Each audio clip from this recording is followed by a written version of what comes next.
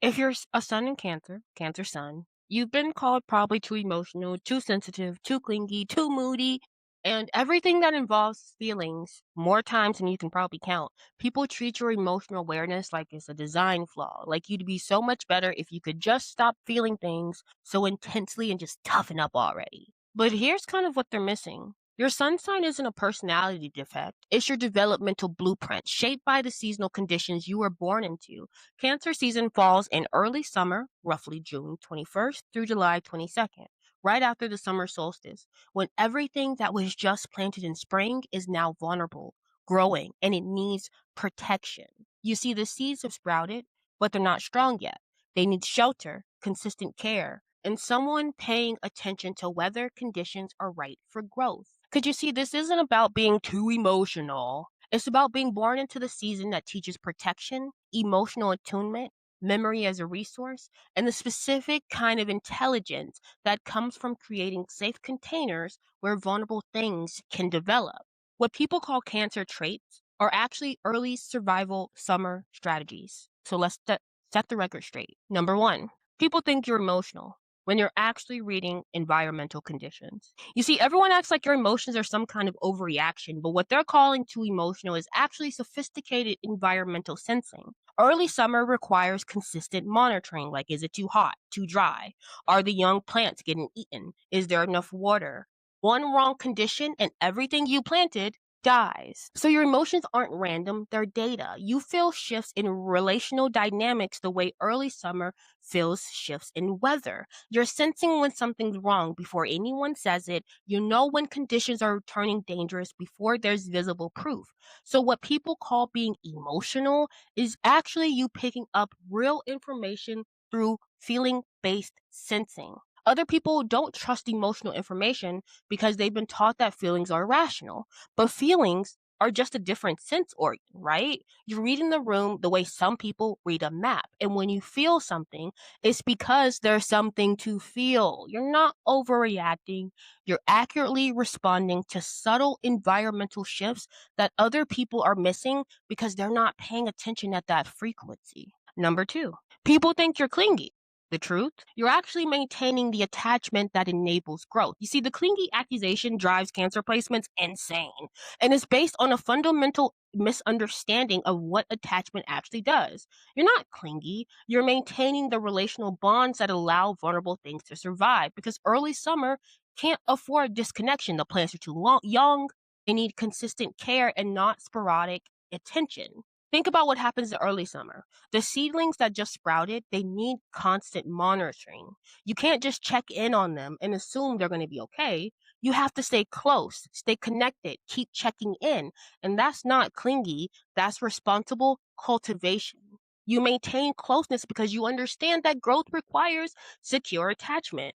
People who call you clingy are usually people who want connection without maintenance, intimacy without consistency, and relationship without actually having to stay present. And you can't give them that. Your developmental assignment is to create and maintain the stable bonds that makes growth possible. And what they call clingy is probably you doing necessary relational work.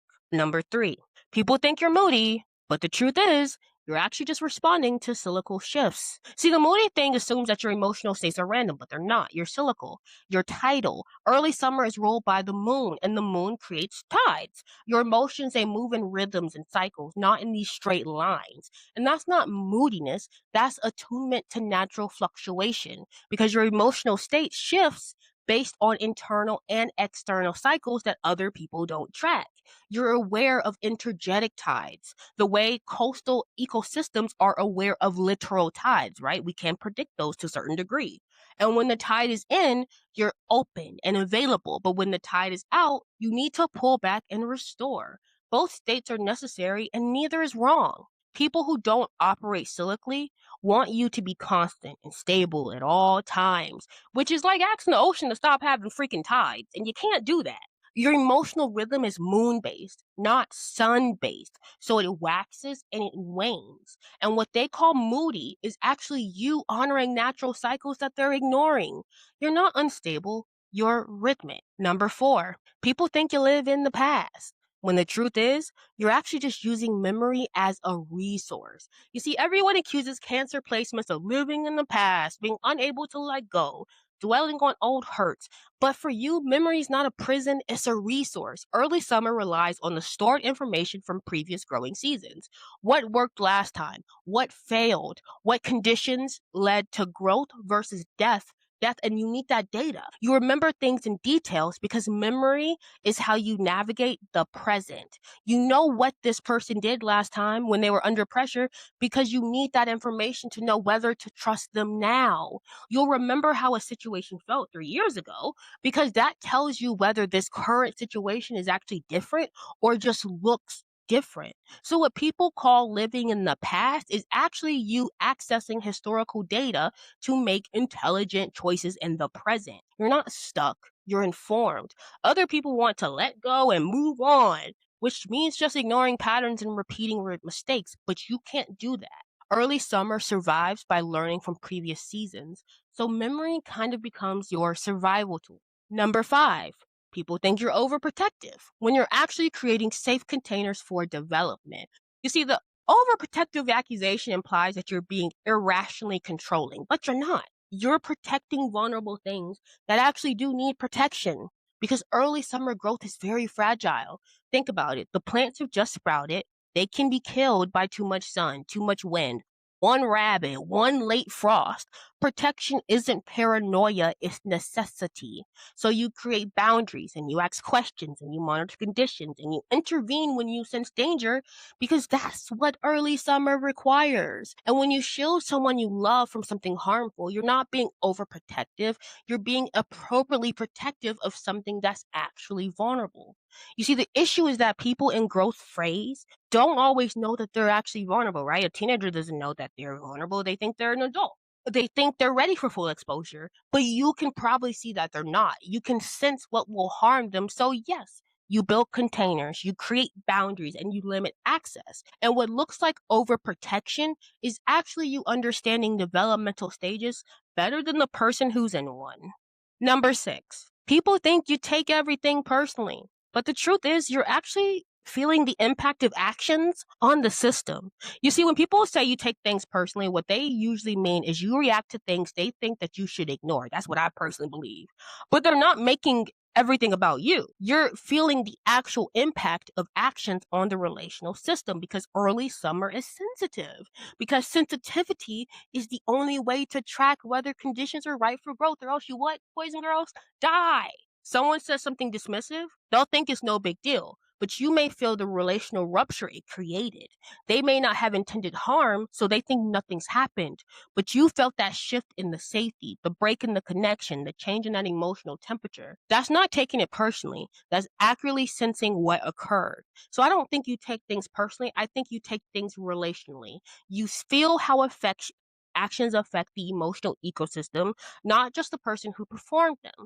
And so what people call taking it personally may actually just be you being in tune to systematic impact that they're not equipped to sense. Number seven, people think you're passive aggressive when the truth is you're actually protecting yourself while maintaining connection. See, I think the passive aggressive accusation is interesting because it assumes that direct confrontation is always better than indirect expression, right? But sometimes indirect expression is the only way to stay in relationship with someone while also protecting yourself. In early summer, it needs to maintain connection for survival, but it also needs to protect what's growing. When you can't say something directly because it would rupture a connection, you find other ways to communicate. You may withdraw a little. You may adjust your availability. You might shift your energy. And I don't think that's passive aggressive. I think that's you trying to stay in a relationship while also honoring your own boundaries. And the problem is that people want you to be either completely open,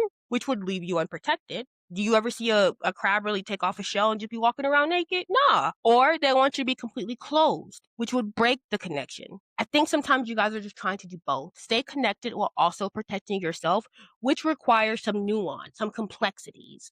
So what they call passive aggressive probably is actually you trying to attempt relational complexity that most people can't even dream to manage. And our last one, number eight, people think you need to tough it up when the truth is you're actually operating at the sensitivity level that early summer requires.